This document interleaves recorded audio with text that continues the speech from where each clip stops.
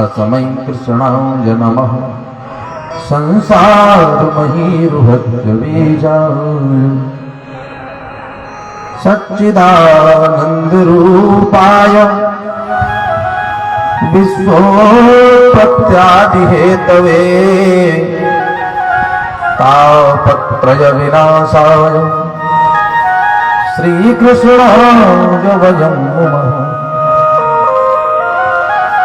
वंशी विभूषितकरान्नवनीरदाभा पीताम्बरागरुडबिम्बफलाधरोष्ठा पूर्णेन्दुसुन्दरमुखादरविन्दनेत्रात् कृष्णात् परं किमपि तत्त्वमहं न जाने। नमो देव्यै महादेव्यै शिवायै सततं नमः। नमः प्रकृते भद्रायै नियताः प्रणतः स्मृताम्। अतुलितबलधामं हेमशैलाभदेहं दनुजवनकृशानं ज्ञानिनामग्रगण्यं सकलगुणनिधानं वानराणामधीशं रघुपतिप्रियभक्तं वातजातं नमः। अज्ञानतिमिरान्धस्य ज्ञानाञ्जनशलाकया चक्षुरुन्मीलितं येन तस्मै श्रीगुरुवे नमः। तो वही मोदन मुक्ति के मंदिर में जो प्रसाद भरा ब्रज धाम में है, न शशि में न समुद्र सुधारस में, न ललाम लताभिराम में है। उतनी छवि राशि अनंत कहाँ, जितनी छवि सुंदर श्याम में है। और उतना सुख और कहीं भी नहीं, जितना सुख कृष्ण के नाम में है, जितना सुख राम के नाम में है। अपने अपने घर है सब ही को भीर, तुम ही वीर सब घरन की, धन्य धन्य रघुवीर। हे पार्थ के सारथी तुम कह कोटि प्रणाम, मेरे मन तुरंग की थामो नाथ लगाओ। पग पवित्र तीरथ गमन कर पवित्र दियो दान, मुख पवित्र तब होत है जो बोलो राधे श्याम। प्रेम से बोलो भागवत भगवान की जय। भगवान की कथा में प्रवेश करने से पहले सर्वप्रथम हम सब उपस्थित भक्तगण 2 बार भगवान नाम संकीर्तन करेंगे, मन वाणी जिह्वा को पवित्र करने के लिए। फिर जिस प्रकार से इस दास के ऊपर भगवान की कृपा होगी, उसे आप सबको कथा सुनाने का सिर्फ प्रयास करो। क्यों? क्योंकि भगवान की कथा न तो स्वसाध्य है, न तो साधना साध्य है, न तो कोई पढ़ के सुना सकता है, न याद करके, न रट कर। तो भगवान की कथा केवल कृपा साध्य है।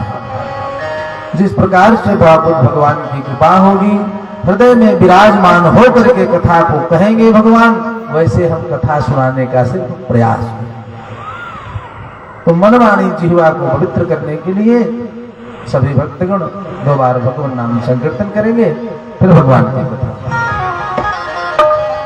हे गोपाल राधे कृष्ण गोविंद गोविंद, हे गोपाल राधे कृष्ण गोविंद गोविंद, हे गोपाल राधे कृष्ण गोविंद गोविंद, हे गोपाल राधे कृष्ण गोविंद गोविंद, नंदलाल राधे कृष्ण गोविंद गोविंद,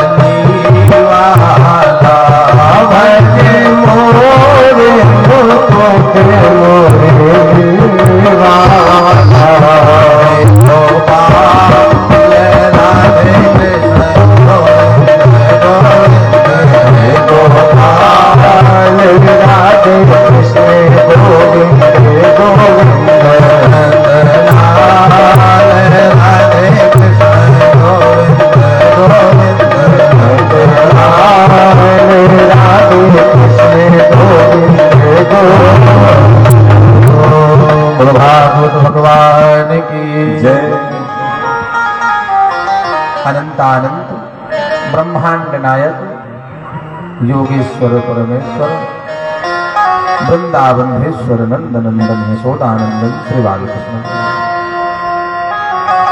एवं आद्याशक्ति पराशक्ति वैजयंती माला योगेश्वरी परमेश्वरी वृंदावनेश्वरी ब्रह्मानंदिनी श्री राधा तथा मारुति नंदन हनुमान जी महाराज के अहेतु की कृपा से आज श्रीमद् भागवत सप्ताह ज्ञान यज्ञ का प्रथम दिवस भगवान की कलकलिश मुसावनी अविरल प्रवाहित होने वाली श्रीमद् भागवत ज्ञान यज्ञ रूपी भागीरथी में हम सभी राग रसिक भक्तगण श्री कृष्ण रूपी यमुना में डुबकी लगाने के लिए समवेत रूप से एकीभूत हैं। सभी भक्तों की मना स्थिति युगल सरकार भगवान श्री राधा कृष्ण के चरणारविंद की ओर।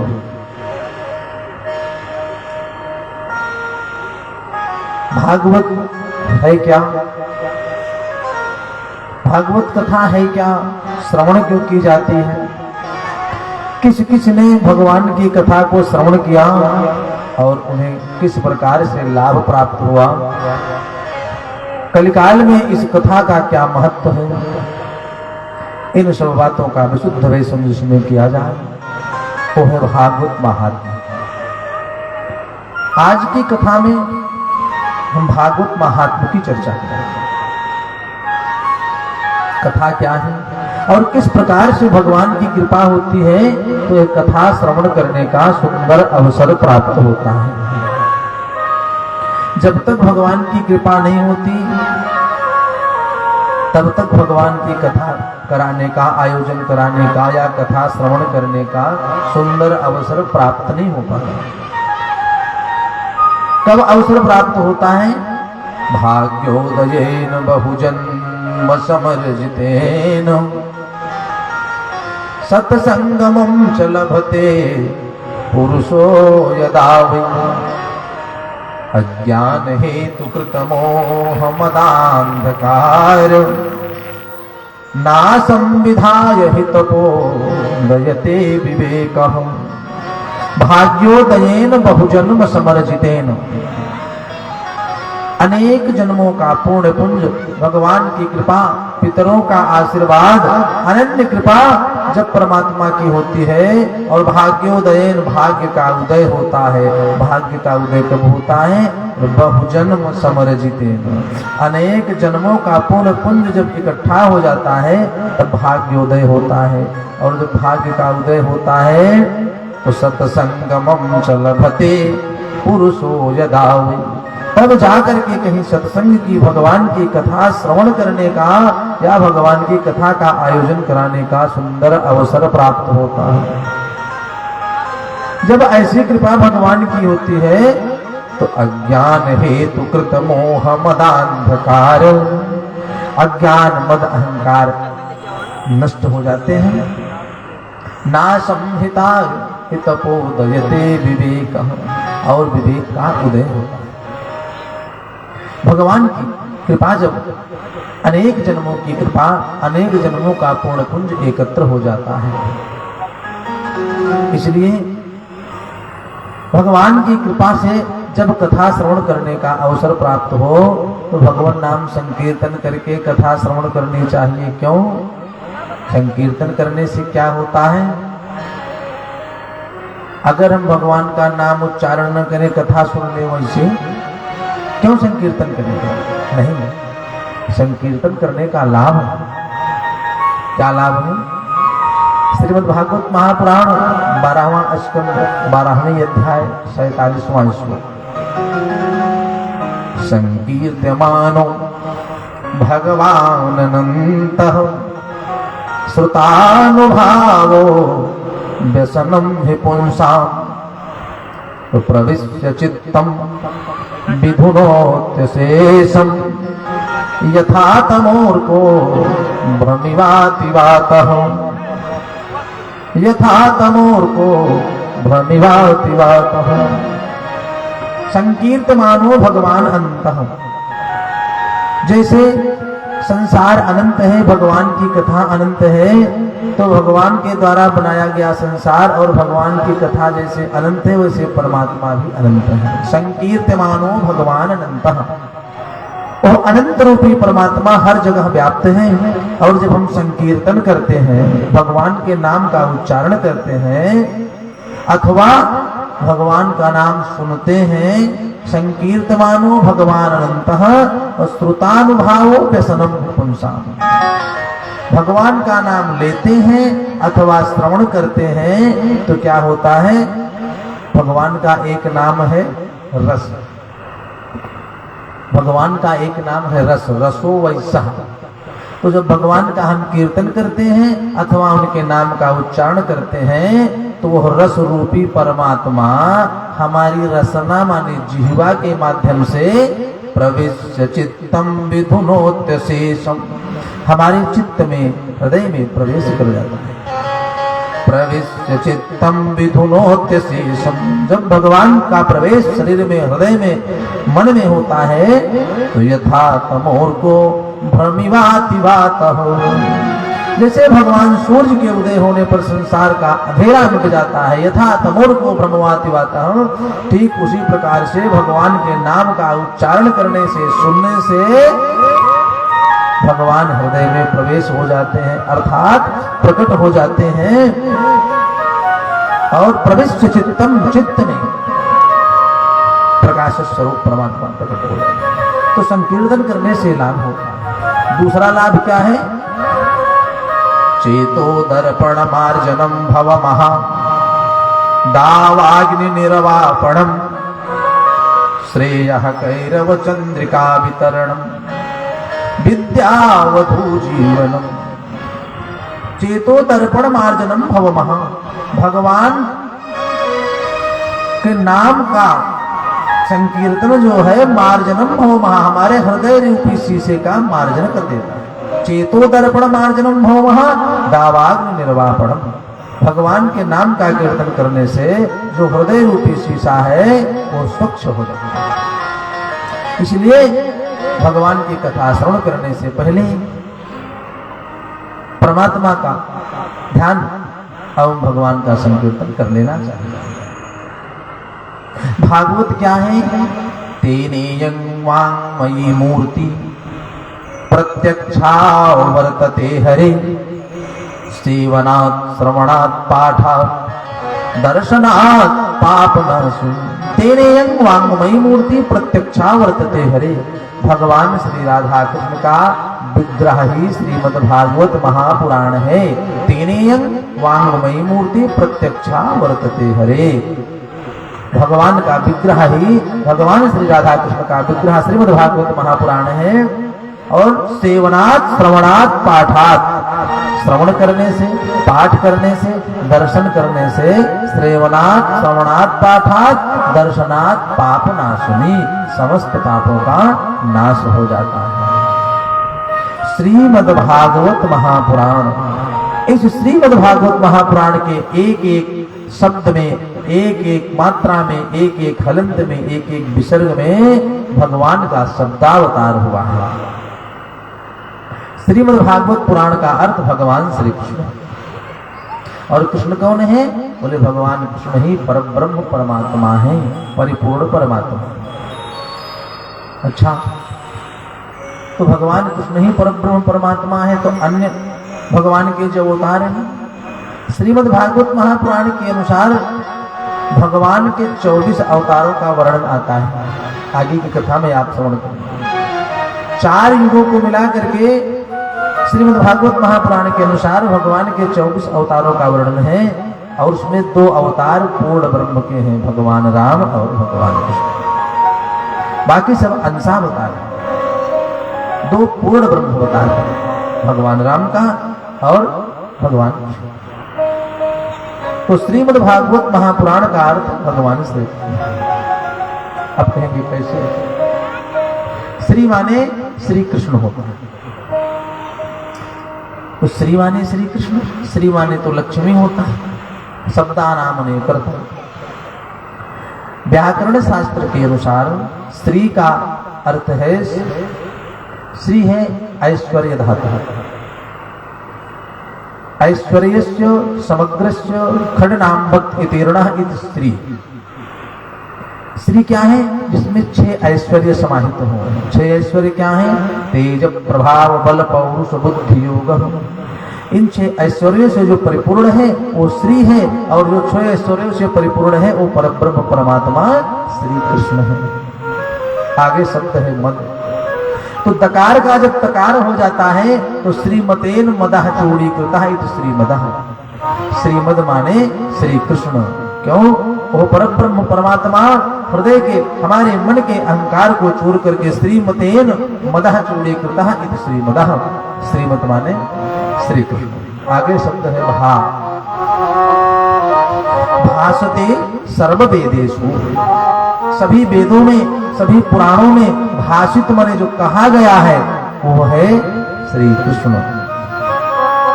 गा गीयते नारदादि, नारद आदि जो भगवान ब्रह्मा के द्वारा उत्पन्न मानस पुत्र हैं, उनके द्वारा जो गायन किया जाता है वो है गा। वा माने वर्तते सर्वलोकेषु, समस्त लोकों में समान रूप से जो व्याप्त है वो है वाह। और ता तरयू लोकवासिनाम, जिनका नाम स्मरण करने से समस्त लोक के प्राणी तर जाते हैं वो है ता। आगे शब्द है पुराण। पुराण माने ड़कार का जब नकार हो जाता है तो होता है पुराण।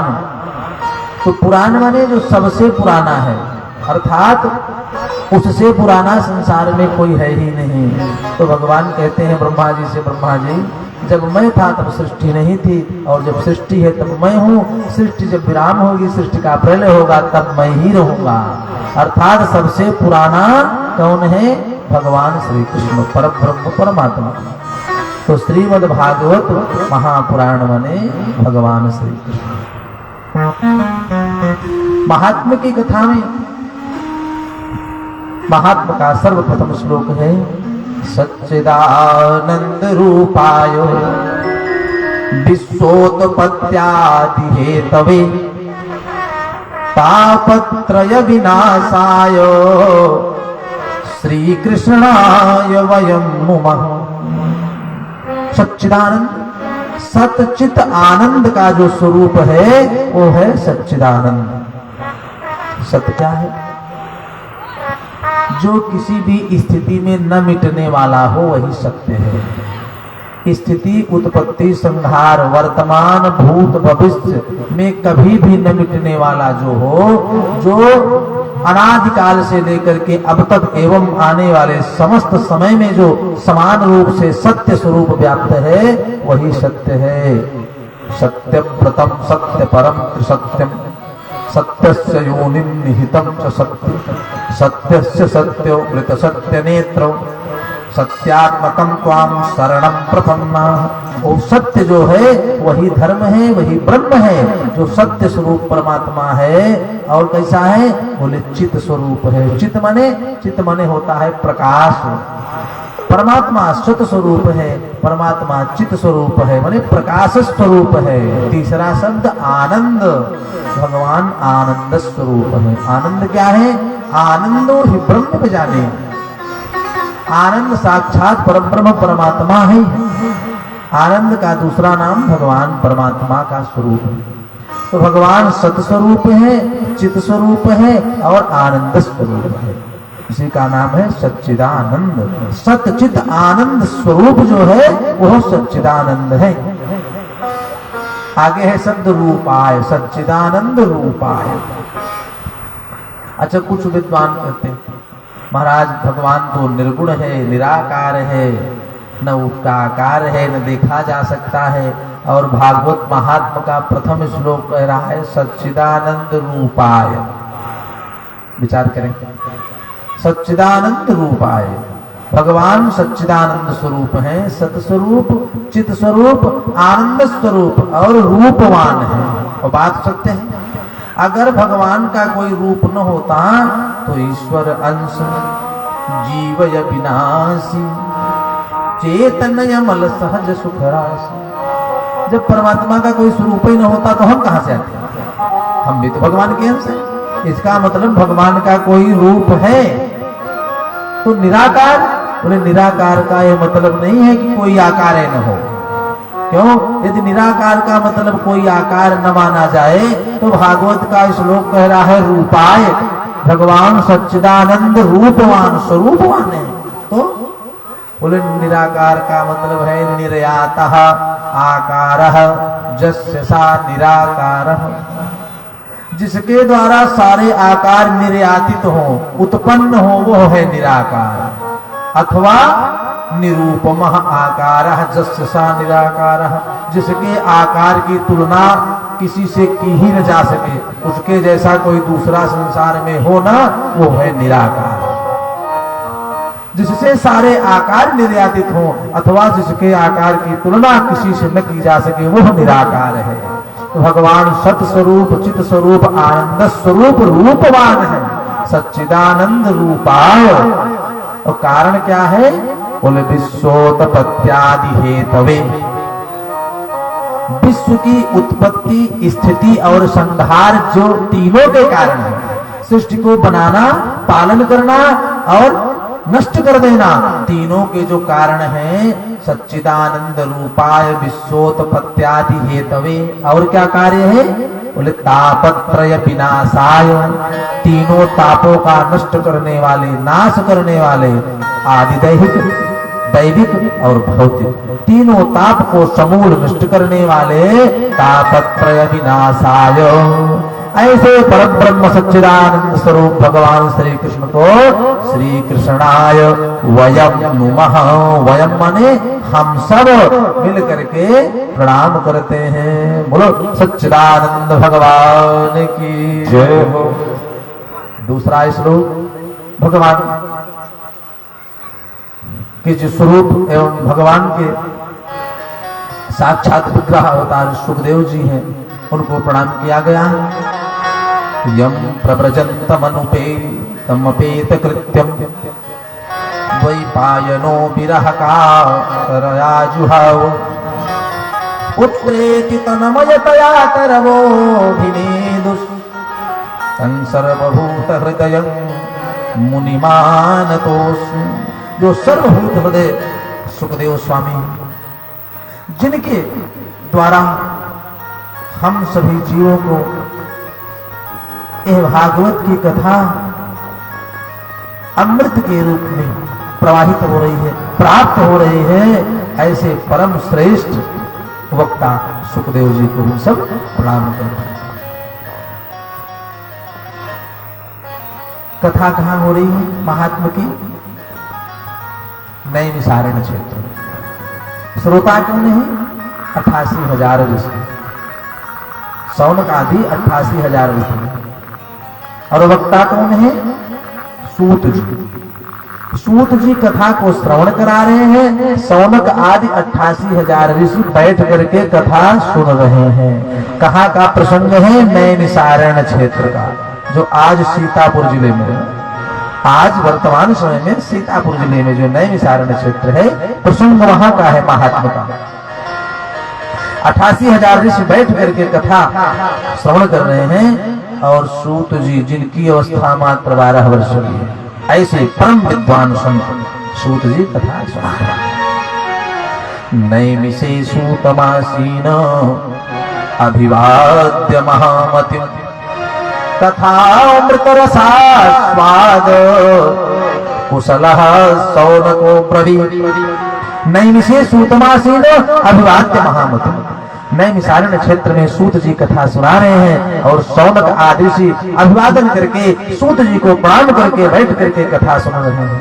और प्रश्न किया शौनक आदि ऋषियों ने, कैसे हैं शौनकादि ऋषि? कथामृत रसा स्वाद, कथा रूपी अमृत का स्वाद ग्रहण करने में, प्राप्त करने में कुशल हैं, श्रेष्ठ हैं, श्रेष्ठ हैं। कथामृत रसास्वाद कुशल सौनको ब्रवीत, कुशल सौनक आदृश्य बोल पड़े। किससे? सूत जी से बोले, गुरुदेव कथा हमको आप सुनाइए। कैसी कथा सुनाइए? बोले अज्ञान ध्वांत विध्वंस कोटि सूर्य समप्रभा सूताख्याहि कथा सारं मम कर्ण रसायन। शौनकादि ऋषियों ने कहा, सूत जी अज्ञान भांत विध्वंस कोटि सूर्य समप्रभा, हे सूत जी आप करोड़ों सूर्यों के समान तेजस्वी हैं, आप करोड़ों सूर्यों के समान तेजवान हैं, और अज्ञान भांत विध्वंस अज्ञान को नष्ट करने वाले हैं। तो कृपा करके सूताख्याहि, हे सूत जी आख्याई माने कहिए क्या? कथा सारम, कथा का सार। कथा तो खूब सुन रहे महाराज, कथा का सार सुनाइए, तत्व सुनाइए। कैसे कथा का सार सुनाइए? बोले मम कर्ण रसायनम। शौनकादि ऋषि कह रहे हैं जो हमारे कानों का रसायन बन जाए, तत्व बन जाए, मम कर्ण रसायनम, ऐसी कथा सुनाइए। सूताख्याय कथा सारम मम कर्ण रसायनम। और कैसी कथा सुनाए? बोले भक्ति ज्ञान विरागात्म। सूत जी से कह रहे हैं शौनकादि ऋषि, ऐसी कथा सुनाइए हमको गुरुदेव। भक्ति ज्ञान विरागात्म विवेको वर्धते महान माया मोह निरासश्च वैष्णवै क्रियते कथम। भक्ति ज्ञान और वैराग्य से युक्त विवेक की वृद्धि कैसे हो? जब कथा सुनने का सुंदर अवसर प्राप्त हो और श्रेष्ठ वक्ता कथा श्रवण कराए तो उससे कहना चाहिए भक्ति ज्ञान विरागात्, तो भक्ति ज्ञान और वैराग्य से युक्त विवेक की वृद्धि कैसे हो? भक्ति ज्ञान विरागात् तो विवेको वर्धते महान, कैसे विवेक का वर्धन हो? भक्ति ज्ञान और वैराग्य से युक्त विवेक होना चाहिए। और माया मोह निरासश्च वैष्णवै क्रियते कथम, इस भगवान के द्वारा बनाई गई माया से वैष्णव संत वैष्णव लोग कैसे छुटकारा प्राप्त करते हैं? ऐसा उपाय बताइए। माया मोह निरासश्च वैष्णवै क्रियते कथम। हे गुरुदेव ऐसा सुंदर श्रेष्ठ उपाय बताइए। सूत जी कहते हैं शौनकादि ऋषियों ध्यान से सुनो, ध्यान से सुनो।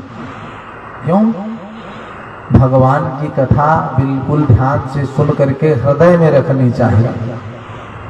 ध्यान से श्रवण करके कान इंद्री के द्वारा रखनी कहाँ चाहिए? हृदय में। श्रृणवन् गृणन् संस्मरयन् सचिन्तयन्, सुनो चिंतन करो। किसका? नामानि रूपाणि च मंगलानि ते। जिसकी कथा सुन रहे हो, भगवान की भागवत की कथा आप श्रवण कर रहे हैं तो भगवान के नाम का उच्चारण, उनके लीला का सुख, भगवान का स्वरूप श्रृणवन् गृणन् संस्मरयन् सचिन्तयन् नामानि रूपाणि च मंगलानि ते, हृदय में रख करके तब चिंतन करो कि भगवान की कथा सुना हूं मैं, भगवान का चित्र कैसा है, भगवान का स्वरूप कैसा है, उनका नाम लेने से कितनी सुखद अनुभूति होती है। एक संत ने कहा कि देखिए भगवान का मिलना तो बहुत कठिन है, लेकिन कुछ लोग कहते हैं बहुत आसानी से भगवान मिल जाते हैं। तो तुलसीदास जी ने कहा कि हाँ आसानी से तो मिल जाते हैं, भगवान के मिलने में कोई कठिनाई ही नहीं है, बहुत सरलता से मिलते हैं। कहा कैसे? बोले जो मन लागे राम चरण अस। कैसे? भगवान के चरण में मन इस प्रकार आप लगाइए। कैसे?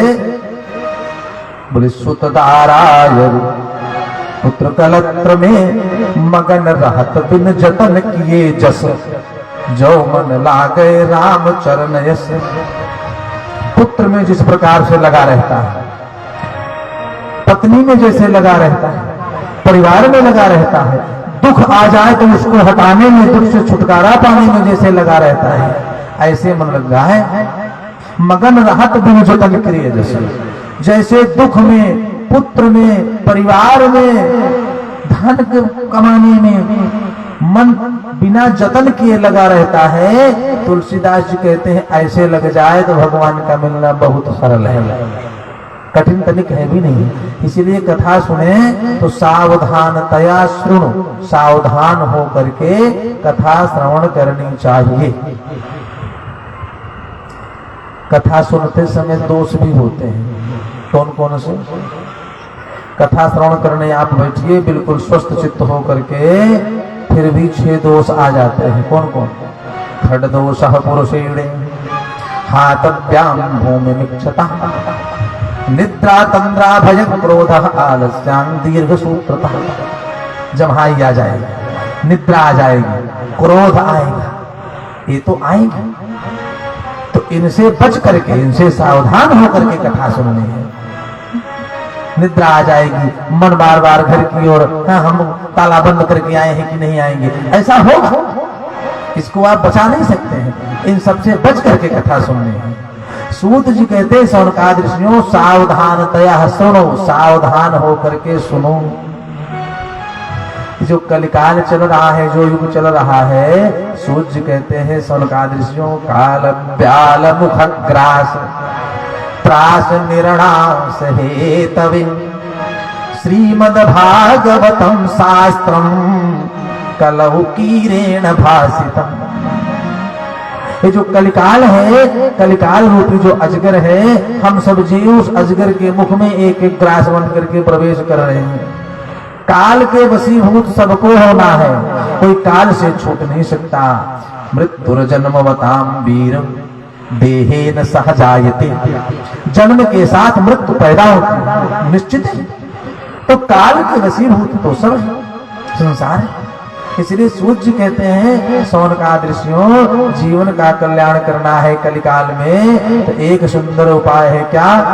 श्रीमद् भागवतम शास्त्रम कलौ कीरेण भासितम।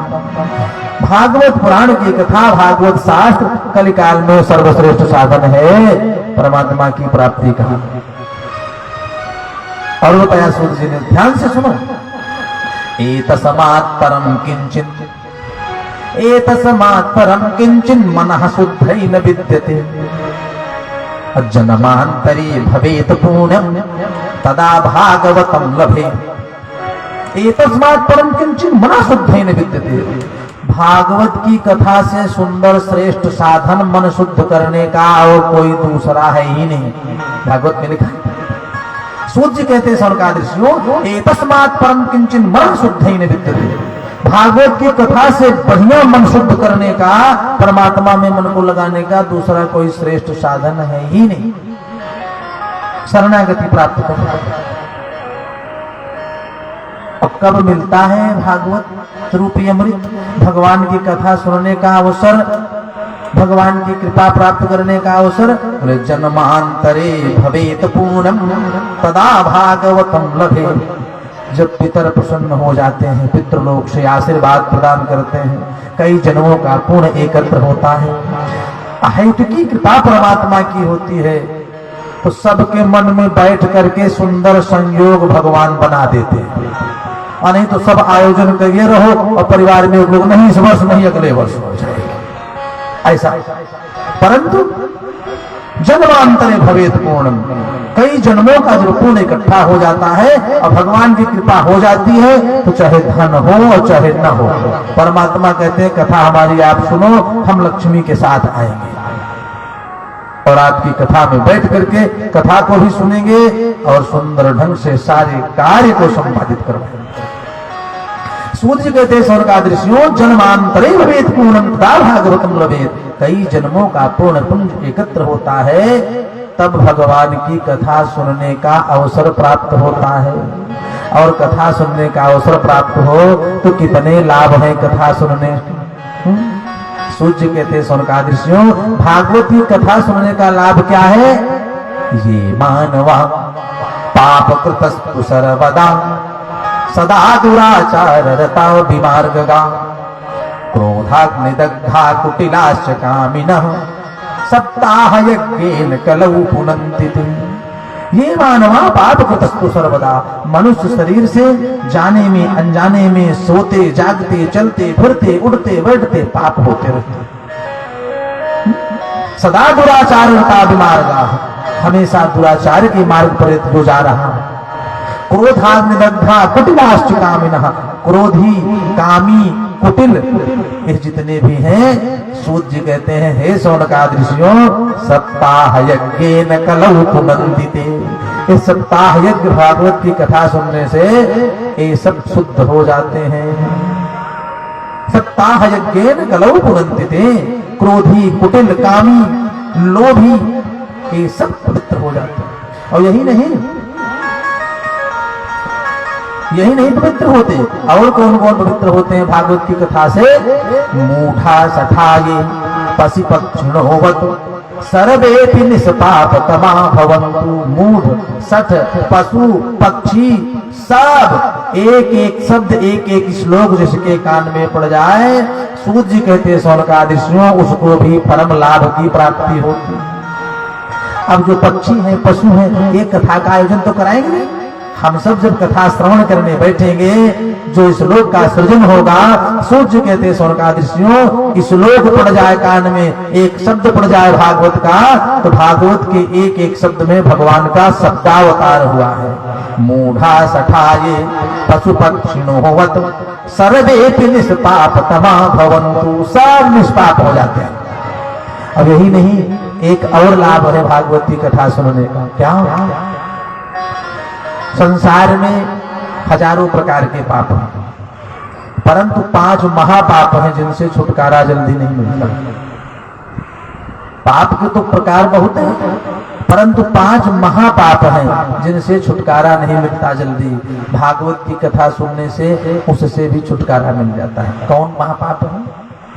पंचुग्र पापश्छल छद्मकारिणः क्रूरा पिशाचा इव निर्दयाश्च ये ब्रह्मस्य पुष्टा व्यभिचारकारिणः सप्ताह यज्ञेन कलौ पुनन्ति ते। 5 महापाप कौन कौन से?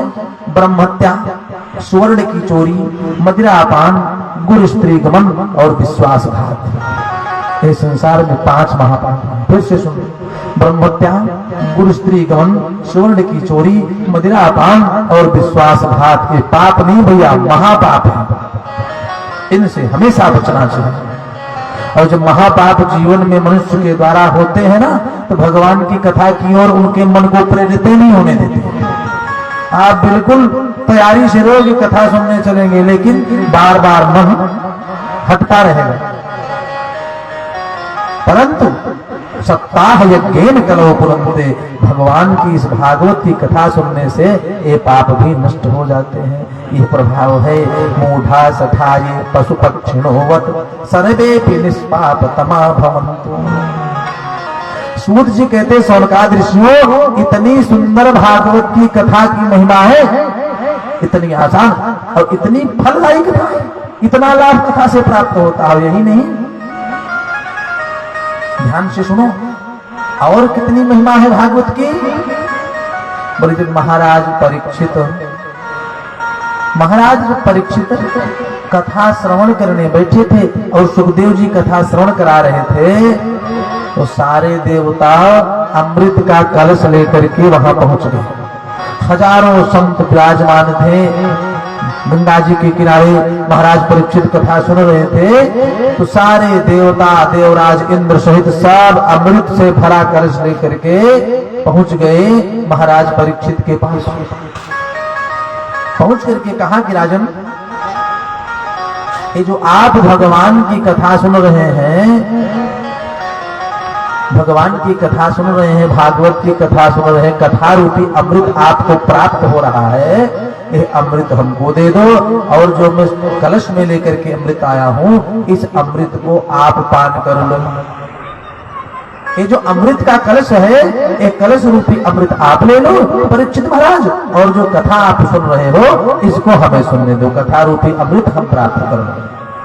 सूत जी कहते हैं शौनकादिर्षियों, इस प्रकार से जब देवताओं ने कहा, तो परीक्षित ने कहा कि भैया देवता लोग क्या बताऊं, अभी इस अमृत के जो घट में कलश में अमृत है, इसका मतलब इसकी समानता और कथा रूपी अमृत इसकी बराबरी तो मैं नहीं जानता। आप विराम हो, मैं गुरुदेव से पूछ लूं, सुखदेव जी से, कि श्रेष्ठ कौन है वही दे लो। राजा परीक्षित ने पूछा सुखदेव जी से कि गुरुदेव, जो देवता लोग अमृत का कलश लेकर के आए हैं, इसमें और ये कथा रूपी अमृत जो मिल रहा है, इसमें क्या समानता है? तो सुखदेव जी ने तुरंत बता दिया कि क्वा कथा क्वा सुधा लोके क्वा चाहक मणिर्महान। कहाँ कथा और कहाँ ये भगवान की, कहाँ अमृत और ये कथा रूपी अमृत, बोले कितना अंतर है?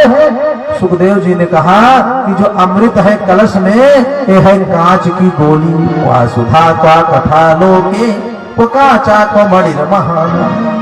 जो अमृत रूपी कलश, कलश में जो अमृत है वो है कांच की गोली, और जो भागवत की कथा है, भगवान की कथा का जो अमृत है, ये है मणि, पारस मणि। पारस मणि क्या होती है? और इस मणि को जिस लोहे में छुआ दो, वो लोहा सोना बन जाता है। इतना भेद बताया सुखदेव जी ने, जरा विचार करिए। वो भी अमृत था, आसान नहीं था। अमृत प्राप्त करने के लिए भगवान को 4 बार अवतार लेना पड़ा था, तब वो अमृत देवताओं को सुलभ हुआ था। परंतु इस भगवान की कथा रूपी अमृत के आगे सुखदेव जी ने उस अमृत को कांच की गोली बता दिया। कितना महत्व है भगवान की कथा का। सूत जी ने शौनकादि ऋषियों को जब कथा की महिमा बताई कि भागवत की कथा का इतना महत्व है, इतनी महिमा है, तो ब्रह्मा जी को भी विश्वास नहीं हुआ। ब्रह्मा जी भी आश्चर्य में पड़ गए, अरे इतनी महिमा भागवत की, भागवत की कथा की इतनी महिमा है कि सुखदेव जी इस कथा को मणि बता रहे हैं, भगवान की कथा को, और अमृत को कांच की गोली बता रहे हैं। ना ना ना, ये हमको बात हजम नहीं हो रही है। तो ब्रह्मा जी को जब विश्वास नहीं हुआ, सूत जी कहते शौनकादि ऋषियों, ब्रह्मलोक में ही तराजू पर तौलना शुरू किया। सारे वेदों को, शास्त्रों को, पुराणों को एक तरफ और एक पलड़े पर भागवत महापुराण को रखा। सूत जी कहते हो शौनकादि ऋषियों, भागवत महापुराण का जो पलड़ा था वो भारी पड़ गया। जब भारी पड़ गया तब ब्रह्मा जी का जो आश्चर्य था वो दूर हो गया, तब विश्वास हो गया, वाह भागवत की ये महिमा। अब शौनकादि ऋषियों ने प्रश्न कर दिया सूत जी से, गुरुदेव किस प्रकार से देवर्षि नारद और सनकादि ऋषियों की भेंट हुई? सनकादि ऋषियों की और देवर्षि नारद की किस प्रकार कहाँ भेंट हुई और क्या क्या संवाद हुए? कैसे सनकादि ऋषियों ने देवर्षि नारद को कथा श्रवण कराई? यह पवित्र कथा को सुनाई। बोलो भक्त वत्सल भगवान की जय हो। सूत जी कहते हैं शौनकादि ऋषियों, ध्यान से सुनो।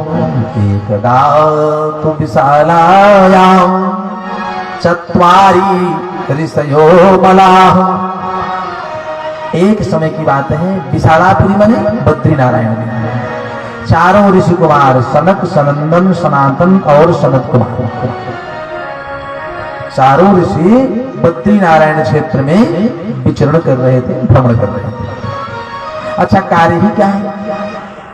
जन्म से लेकर के अब तक सूत जी कहते हैं 4 ऋषि जैसे 5 वर्ष के जान पड़ते हैं, और भगवान के प्रथम अंशावतार भी हैं। सनक, सनंदन, सनातन और सनत कुमार 4 ऋषि भगवान के प्रथम अंशावतार हैं। विशालापुर में बद्री नारायण क्षेत्र में टहल रहे थे, विचरण कर रहे थे, तो सूत जी कहते शौनकादि ऋषियों, देवर्षि नारद व्याकुल अवस्था में इधर उधर देखते हुए गत वित्तो था जन, व्याकुल होकर के मन में चिंता धारण करके, चिंता तुरमन होकर के चले जा रहे, चिंतातुर होकर के चले जा रहे थे।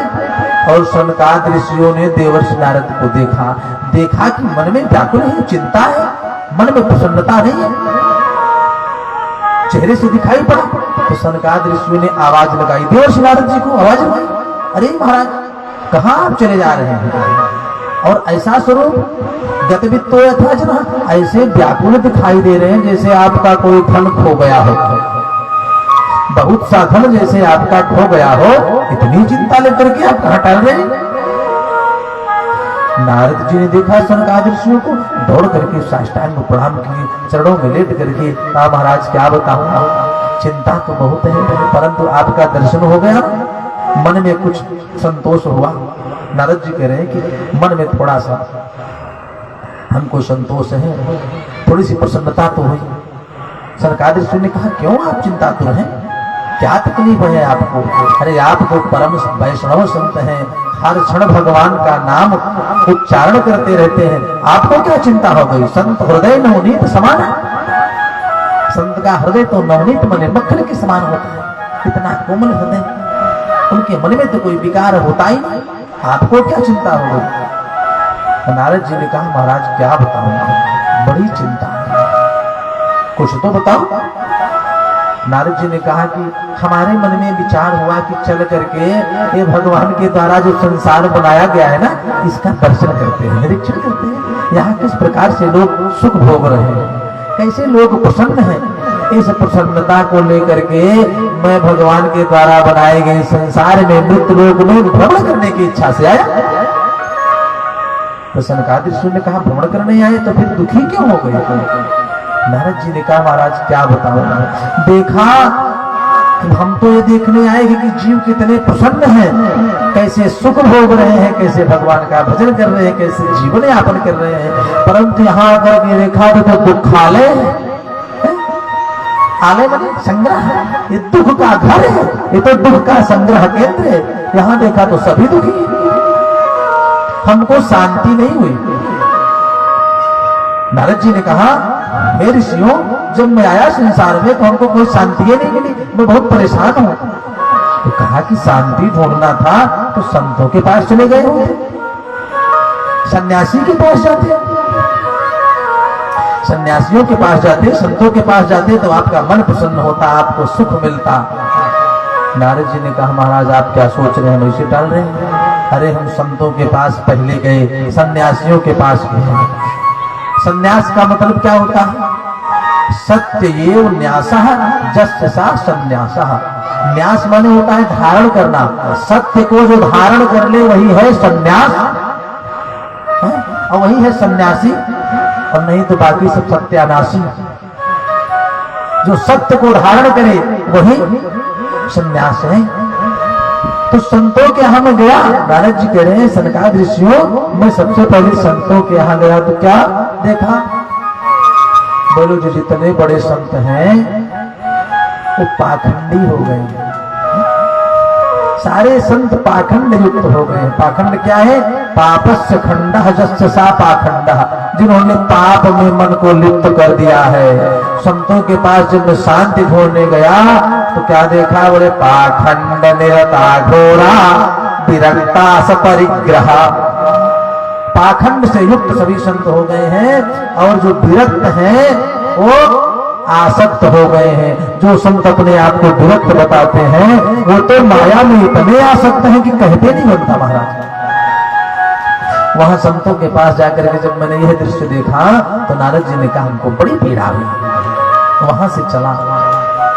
सनकादिक ऋषि ने कहा, फिर कहा नहीं? बोले बस संतों के पास से गया तीर्थों में। तो कहा तीर्थों में आपको शांति जरूर मिली होगी। नारद जी ने कहा, बिल्कुल नहीं मिली। क्यों? तीर्थों में क्यों शांति नहीं मिली? बोले पाखंडियों ने, ये जो पाखंडी हैं, जो विरक्त संत अपने को बताते हैं आसक्त हैं, इनके आडंबर से तीर्थ सारस्ततो गतः, इन्होंने इतना आडंबर फैला दिया है कि तीर्थ सारस्ततो गतः, तीर्थों का सार चला गया है। अब महत्ता रही नहीं की तीर्थों ने, वहां भी मेरे मन को शांति नहीं मिली, वहां भी मन मेरा बहुत परेशान हुआ। महाराज तब सनकादिक ऋषि ने कहा, नारद जी जब आपको संतों के यहाँ सुख नहीं मिला, तीर्थों में सुख नहीं मिला, तो फिर गृहस्थों के यहाँ चले गए। क्यों रुके? गृहस्थों क्या जाना चाहिए, वहां जरूर सुख मिल जाता। नारद जी ने कहा मैं गृहस्थों के यहां गया महाराज, तो वहां क्या देखा? वहां तो सुख मिला। कहा वहां कुछ नहीं मिला, वहां तो और दुख मिला। जबकि जितने आश्रम हैं सबका भरण पोषण गृहस्थ आश्रम से होता है, चाहे संन्यास आश्रम हो, चाहे ब्रह्मचर्य हो, चाहे वानप्रस्थ हो, सबका भरण पोषण गृहस्थाश्रम से होता है। गृहस्थ आश्रम इसलिए श्रेष्ठ माना जाता है। गृहस्थों के यहाँ गए होते तो आपको शांति मिल जाती। नारद जी ने कहा वहां गया गृहस्थों के यहाँ, तो वहां तो और दुख मिला हमको। क्या वहां क्या दुख मिला? नारद जी ने कहा जब मैं गृहस्थों के यहाँ गया, देखा क्या देखा? बोले सत्यम नास्ति तपः शौचम दया दानम न विद्यते उदरम हरिणो जीवा पराकाह कूट भाषण। नारद जी कह रहे जब मैं गृहस्थों के यहाँ गया तो सत्यम नास्ति, वहां तो ना अस्ति, सत्य कहीं है ही नहीं। सत्यम नास्ति तपः शौचम, तपस्या कहीं नहीं रहेगी, शौच में पवित्रता नहीं दिखी। अब यही नहीं, दया दानम न विद्यते, न तो कहीं दया है न कोई दान है, ये सब कुछ दिखाई ही नहीं दिया। नारद जी ने कहा सत्यम नास्ति तपः शौचम दया दानम न विद्यते, कुछ नहीं दिखाई दिया। फिर बोले एक चीज दिखा हमको बस गृहस्थों के यहाँ। क्या? बोले उदरम हरिणो जीवा बराका कूट भाषण। उदर भरने के लिए, पेट भरने के लिए बेचारे जीव दिन भर झूठ बोलते हैं, यही हमने देखा। नारद जी ने कहा सनकादिक ऋषियों गृहस्थों के यहाँ न तो सत्य दिखाई दिया, न तपस्या, न पवित्रता, न दया, न दान, कुछ नहीं मिला। केवल पेट भरने के लिए बेचारे बराका कूट भाषण, कूट मैंने झूठ बोलते हैं, यही इतना मैंने देखा और मन दुखी हो गया। महाराज मैं तो शांति ढूंढने आया था, प्रसन्नता आनंद की अनुभूति करने आया था। संसार में संतों के यहाँ न सुख मिला, न तीर्थों में सुख मिला, न गृहस्थों के यहाँ सुख मिला। दुख उल्टा मिल गया कि उदरम भरणो जीवा बराका कूट भाषण, पेट भरने के लिए बेचारे जीव झूठ बोल रहे हैं। वहां से महाराज मन खिन्न हुआ। और यही नहीं, तरुणी प्रभितागे है श्याल को बुद्धिदायक कन्या विक्रयणो लोभा दंपति नाम चकलकनम, हर घर में कला है। और क्या दुख देखा? बोले अट्टशूला जनपदा शिवशूला दिजातयः कामिन्यः केशशूलिन्यः संभवन्ति कलहद्विजः। जिसको जो कार्य नहीं करना चाहिए वही कार्य में वो लिप्त है। जिसके लिए जो कार्य नहीं करना चाहिए उसी कार्य में वो लिप्त है। लोग अपने अपने कर्मों को भूल करके पाप कर्म में लिप्त हैं। यह देख करके मन हमारा बड़ा खिन्न हुआ। हमारा फिर सारे तीर्थों का मैं भ्रमण करना प्रारंभ कर दे। प्रयाग हरि क्षेत्रम कुरुक्षेत्रम प्रयागम सेतु बंधनम। नारद जी कह रहे किसी तीर्थ को मैंने छोड़ा नहीं, हर तीर्थ में मैं गया, किसी तीर्थ को नहीं छोड़ा।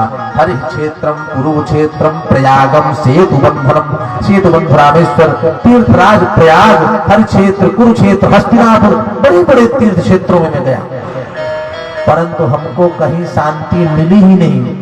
हर जगह यही देखा तीर्थ सार स्ततो गतः, तीर्थ का सार समाप्त हो गया, संत पाखंडी हो गए हैं। विरक्ता सपरिग्रह, जितने विरक्त संत हैं जो कहते हैं बड़े त्यागी हैं, उनके 10 पत्नियां और सैकड़ों बच्चे विद्यमान हैं। ये देख करके मन बड़ा खिन्न हुआ।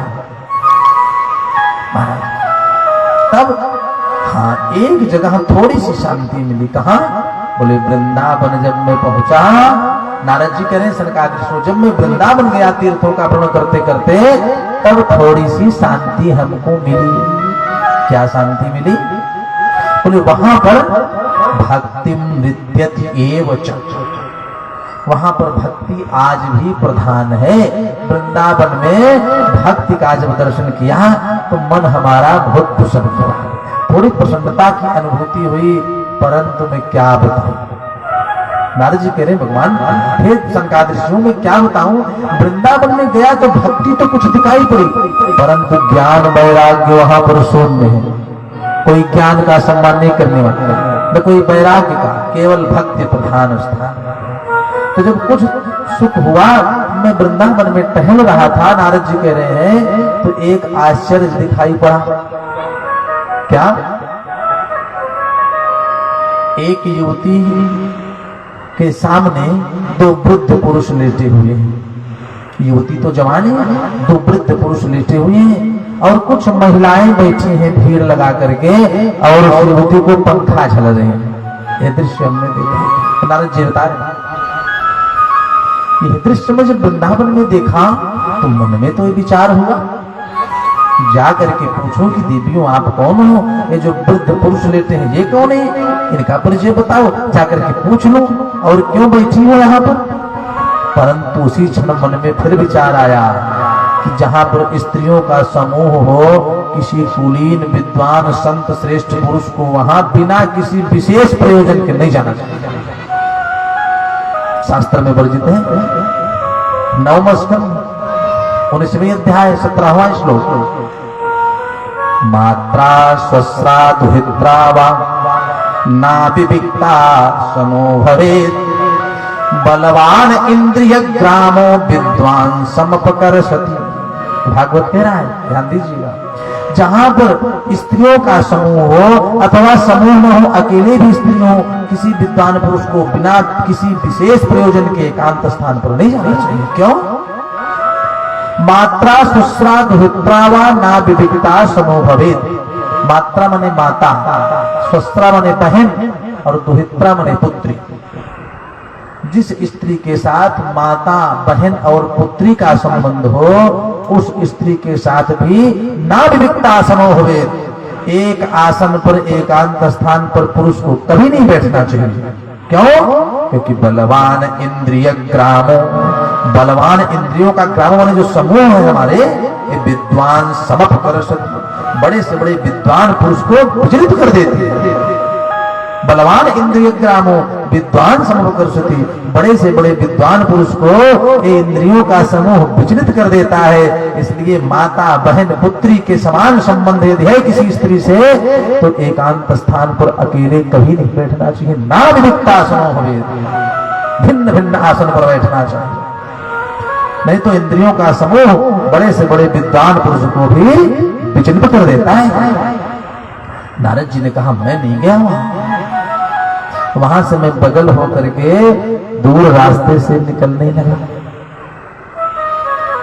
जब मैं वहां से निकलने लगा तो हे सरकादृशियों, उस युवती ने हमको देख लिया और देख लिया तो आवाज लगाई, भो भो साधो क्षणं तिष्ठो मयि चिंतामपि नाशय, भो भो साधो क्षणं तिष्ठो मयि चिंतामपि नाशय, दर्शनं तव लोकस्य सर्वथाघहरं परम। उस युवती ने बुलाया, हे महात्मा जी क्षण भर के लिए रुक जाइए, भो भो साधो क्षणं तिष्ठो मयि चिंतामपि नाशय, हमारी चिंता को दूर करते जाइए। हे महाराज, दर्शनम तव लोकस्य, आपके दर्शन मात्र से सर्वथाघ हरम परम, सारे पाप नष्ट हो जाते हैं, सारे पापों का हरण हो जाता है। इसलिए हे महात्मा जी क्षण भर के लिए आप रुक जाइए। तो नारद जी ने कहा कि हे ऋषियों, जब उस युवती ने हमको बुलाया, आवाज लगाई, तब जाकर के मैं रुका और उस युवती के पास गया और पहुंचते ही महाराज हमने प्रश्नों की झड़ी लगा दी। मन में तो पहले विचार हो रहा था, सब कौन है, यहाँ बैठी है, क्या प्रयोजन है, दोनों वृद्ध पुरुष कौन है। जब उस युवती ने हमको बुला लिया तो मैं तुरंत पहुंचा और पहुंच करके लगा मैं प्रश्न करने।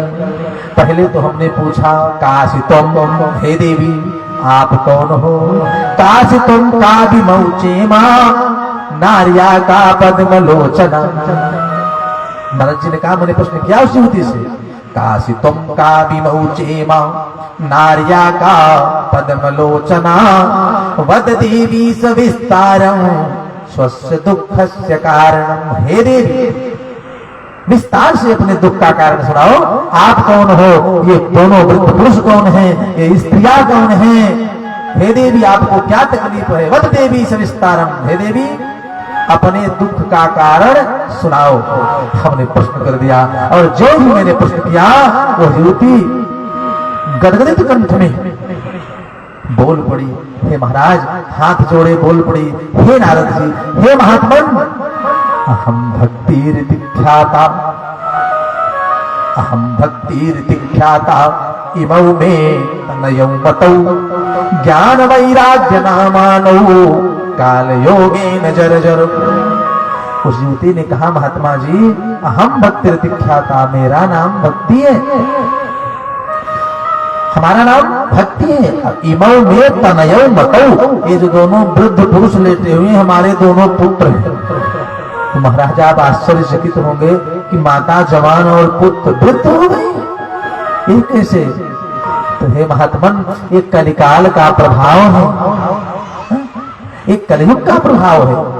उस युवती ने कहा, अहम भक्ति ख्याता, इमौ में तनयो मतौ, ये दोनों हमारे पुत्र हैं, मेरा नाम भक्ति है, और ज्ञान वैराग्य नामानौ, इन दोनों का नाम है, एक का नाम ज्ञान और एक का नाम वैराग्य। परंतु हे महात्मा जी, काल योगेन जर्जरौ, कलिकाल का प्रभाव है कि जरा मन वृद्धावस्था को प्राप्त कर लिए हैं। काल योगेन जर्जरौ, यही पीड़ा है महाराज हमको, यही दुख है, इस दुख को आप दूर करिए। अब उस युवती ने, भक्ति मैया ने फिर बताया नारद जी को, महाराज और सुनिए आप हमारा परिचय, इतने नहीं, उत्पन्ना द्रविणे साहम। नारद जी कह रहे, महाराज, उस युवती ने बताया, भक्ति ने बताया कि उत्पन्ना द्रविणे साहम, वृद्धिम कर्णाटके गता, क्वचिन क्वचिन महाराष्ट्रे गुर्जरे जीर्णताम गता। हमारा जन्म, भक्ति बता रही है, उत्पन्ना द्रविणे साहम, मेरा जन्म दक्षिण भारत में हुआ, द्रविण देश दक्षिण भारत में। अब वृद्धिम कर्णाटके गता, कर्नाटक में मैं बड़ी हुई। क्वचिन क्वचिन महाराष्ट्र, महाराष्ट्र में कहीं कहीं मेरी चर्चा हुई, परंतु जब मैं गुजरात आई तो गुर्जरे जीर्णताम गता। भक्ति कह रही है, हे नारद जी, दक्षिण भारत में मैं, मेरा मायका है, वहां जन्म हुआ। उत्पन्ना द्रविणे साहम, अब वृद्धिम कर्नाटके गता, कर्नाटक में मैं बड़ी हुई। क्वचिन क्वचिन महाराष्ट्र, महाराष्ट्र में कहीं कहीं चर्चा हुई हमारी, परंतु जब मैं गुजरात पहुंची तो गुर्जरे जीर्णताम गता, वहां पर जीर्ण शीर्ण हो गई। गुजरात में भक्ति प्रधान नहीं है, वो अर्थ प्रधान राज्य है, गुजरात भक्ति प्रधान राज्य नहीं है।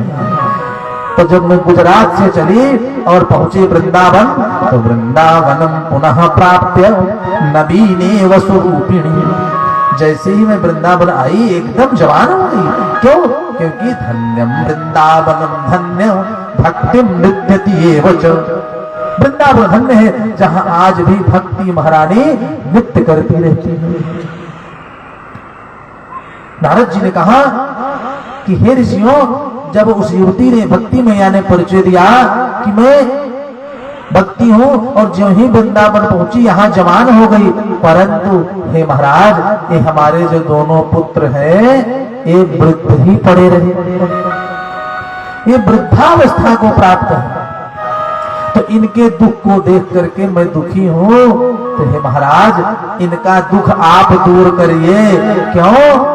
हाथ जोड़ करके भक्ति मैया नारद जी से प्रार्थना करने लगे, हे देवर्षि, जयति जगत मायाम यस्य कायाधवस्ते, वचन रचन मेकम केवलम चाकलय्य, ध्रुव पद्म पियातो यत कृपातो ध्रुवोयं, सकल कुशल पात्रम ब्रह्मपुत्रम नतास्मि। हे ब्रह्मा जी के मानस पुत्र और ध्रुव को ध्रुवपद प्राप्त कराने वाले मनीषी परम संत नारद जी, सकल कुशल पात्रम, आप सर्वश्रेष्ठ हैं। मैं आपको प्रणाम करती हूँ, आपकी शरणागति ग्रहण करती हूँ। हे नारद जी, हमारे जो दोनों वृद्ध पुरुष हैं, ज्ञान वैराग्य वृद्धावस्था को प्राप्त कर चुके हैं, इनके दुख को महाराज आप दूर करिए, इनके दुख को आप दूर करिए, यही हमारी आपसे प्रार्थना है।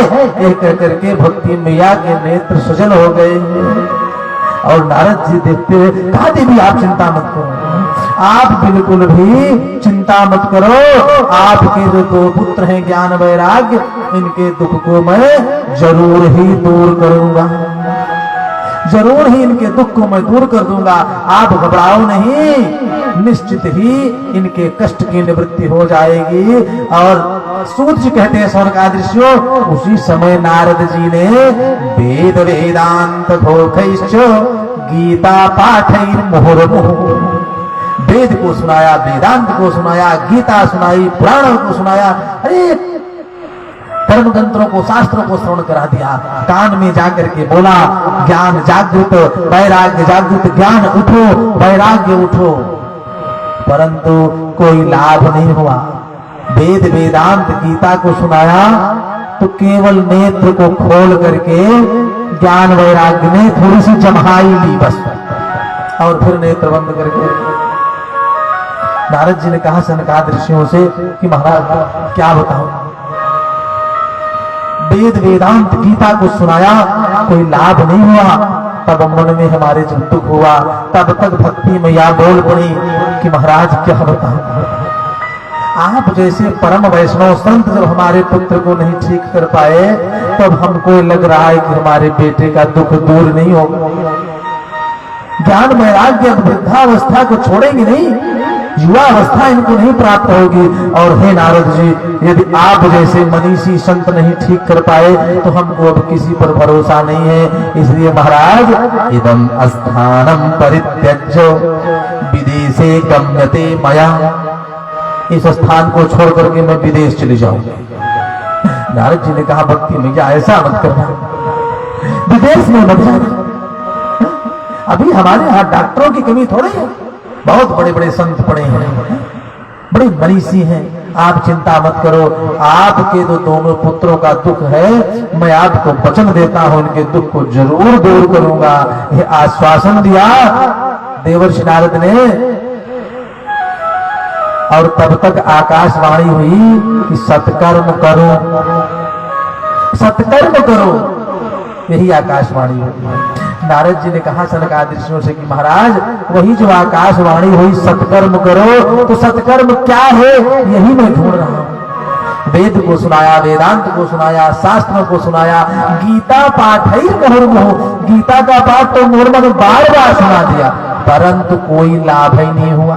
अब कौन सा सत्कर्म करूं, यही मैं नहीं समझ पा रहा हूं, यही मेरे समझ में आ ही नहीं रहा। सनकादिक ऋषि मुस्कुराए, मुस्कुराए तो नारद जी, अरे सत्कर्म क्या है आपको नहीं पता है?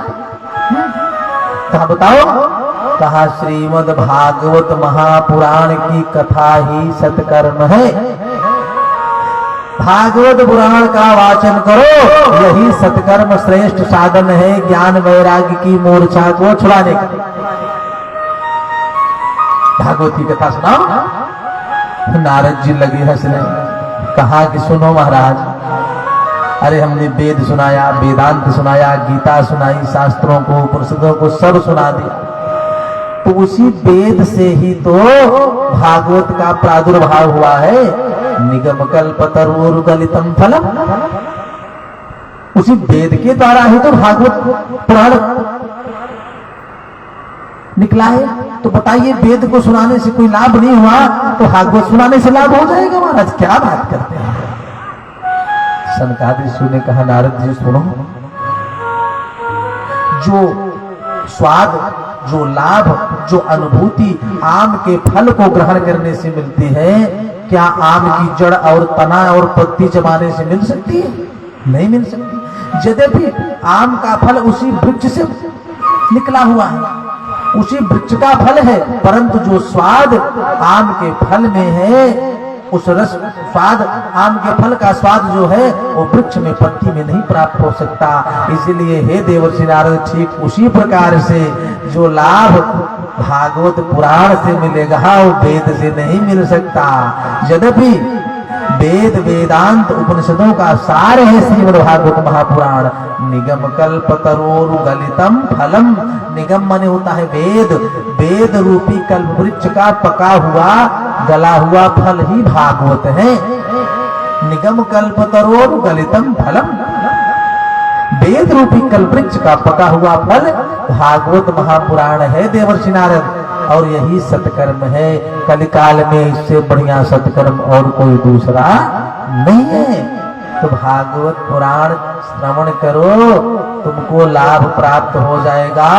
यही सत्कर्म है, इससे बढ़िया सत्कर्म और कोई दूसरा नहीं हो सकता। जब कहा यही सत्कर्म है, भागवत की कथा सुनो। नारद जी ने कहा महाराज अब आपसे बढ़िया वक्ता कहां मिलेंगे, आपसे श्रेष्ठ वक्ता कहां मिल सकते हैं, तो आप ही कथा सुनाओ। अब ध्यान दीजिए, प्रयोजन क्या है कथा सुनने का? बोले ज्ञान वैराग्य को जो वृद्धावस्था है वो छूट जाए। यजमान कौन बन रहे हैं? नारद जी। और वक्ता कौन बन रहे हैं? सनकादि ऋषि, सनक, सनंदन, सनातन और सनत कुमार। कहा महाराज, सनकादि ऋषि ने कहा नारद जी हमारा तो काम ही कथा करना और सुनना, हम 4 भैया हैं, 3 श्रोता बन जाते हैं, 1 वक्ता बन जाते हैं। श्रोता वक्ता ज्ञान निधि, कथा राम कई गूढ़। 3 श्रोता रहते हैं और 1 वक्ता रहते हैं। कथा अनवरत चलती रहती है, 12 महीने हमेशा कथा चलती रहती है। हम सब सुनते रहते हैं, 1 लोग सुनाते रहते हैं। तो आपको ही सुना देंगे, आप यजमान बन जाओ, आपको कथा सुनाएंगे। तो नारद जी ने कहा कि महाराज कुछ ठीक है। तो कहा कब से कथा होगी, कब कथा हो, तिथि निश्चित करो। नारद जी ने कहा महाराज जब मन में भाव उत्पन्न हो जाए कि हमको भगवान की कथा अब सुननी है, जैसे माता जी ने कहा कि महाराज अब कथा सुननी है, समय, उन्होंने कहा फिर उससे बढ़िया समय दूसरा नहीं होगा। कब? तदेव लगनम सुदिनम तदेव ताराबलम चंद्रबलम तदेव विद्याबलम दैव बलम तदेव लक्ष्मीपते तेंघ्र जुग स्मरामि। लक्ष्मीपति नारायण का जब भाव हृदय में बस जाए कि हमको अब कथा सुननी है, अब उससे बढ़िया समय दुनिया में कोई हो ही नहीं सकता। जब मन में विचार उत्पन्न हो जाए हमको अब कथा सुननी है, उससे न सुंदर समय कोई और नहीं हो सकता। नारद जी ने कहा महाराज अभी से कथा सुनाइए। कहा अब सायंकाल हो गया, प्रातः काल से कथा होगी। कहाँ कथा होगी महाराज? यही सुनाओ। कहा यहाँ स्थान उपयुक्त नहीं, बहुत ऊंचाई पर है, यहाँ ठीक नहीं। तो बोले ऐसा है कि जो प्रमुख श्रोता बनेंगे ज्ञान और वैराग्य तो वृंदावन में, और कथा उन्हीं बद्री नारायण में। ऐसा करो महाराज कि आधी दूर उनके लिए आसान हो जाए, आधा हमारे लिए। चलो कहाँ? हरिद्वार। हरिद्वार में कहा? गंगा द्वार समीपे तो तटमानंद नामकम। गंगा जी के किनारे आनंद नामक तट है, उसी तट पर भागवत की कथा होगी। निश्चित हो गया कब? प्रातः काल। समय कितना बचा? केवल रात्रि काल का। अब रात्रि काल में प्रचार प्रसार हो गया, इतने संसाधन नहीं थे जैसे जिसके द्वारा सब सुने। सूर्य कहते सनकादृश्यों, इतना तेजी से कथा का प्रचार प्रसार हुआ कि प्रातः काल होते होते हरिद्वार में वो तट था गंगा जी का पूरा श्रोताओं से भर गया। वक्ता कौन है? सनकादृषि। श्रोता कौन है? नारद जी। कार्य क्या है? ज्ञान वैराग्य की मूर्छा छूटनी है, उनकी वृद्धावस्था समाप्त होनी है। प्रातः काल पूरा तट भर गया महाराज। सनकादृषि व्यास आसन पर विराजमान हुए, नारद जी श्रोता के रूप में, पूरा तट भर गया और कथा प्रारंभ हुई। भागवत की कथा प्रारंभ हुई और जो ही श्लोक का सृजन हुआ, सनकादृषियों ने श्लोक का वाचन करना शुरू किया और ध्वन तरंगों के माध्यम से आवाज पहुंची। कहाँ? वृंदावन में, ज्ञान वैराग्य के कानों में। ध्यान दीजिए कितनी बड़ी महिमा है भागवत की। कथा हो रही है हरिद्वार में, बद्रीनाथ से आ गए हरिद्वार सनकादृषि, नारद जी, सारे श्रोता विराजमान, सब संत बड़े बड़े मनीषी भक्तगण सब बैठे हैं। कथा प्रारंभ हो गई और जो ही भगवान का ध्यान किया, इस लोक का वाचन शुरू हुआ। ध्येयं सदा परिभव घनमभीष्ट दोहम तीर्थास्पदम शिव विरिंचिनुतम शरण्यम मृत्यार्तिहं प्रणतपाल भवात्तिपोतम वंदे महापुरुष ते चरणारविंदम। जो ही भगवान के कमलोच्चरणों का ध्यान किया, सनकादृषियों ने वाचन प्रारंभ किया और इस लोक ध्वन तरंगों के माध्यम से ज्ञान वैराग्य के कान में पहुंचा। महाराज आश्चर्य हो गया। क्या? जो गीता का पाठ सुनने से, वेद वेदांत सुनने से मूर्छा नहीं छूटी, वो दोनों युवक खड़े हो गए, जवान होकर के तुरंत खड़े हो गए, जो ही शब्द पहुंचा कान में, और खड़े होकर के भक्ति मैया के साथ मस्ती में कीर्तन करते हुए पहुंचे कहाँ? हरिद्वार। नारद जी ने देखा, क्या आश्चर्य! कौन सा? ज्ञान वैराग्य दोनों पुत्रों के साथ भक्ति मैया प्रसन्न अवस्था में भगवान का कीर्तन करती हुई चली आ रही है। भक्ति सुतौ तौ तरुणौ गृहीत्वा, भक्ति सुतौ तौ तरुणौ गृहीत्वा, प्रेमैक रूपा सहसा विरा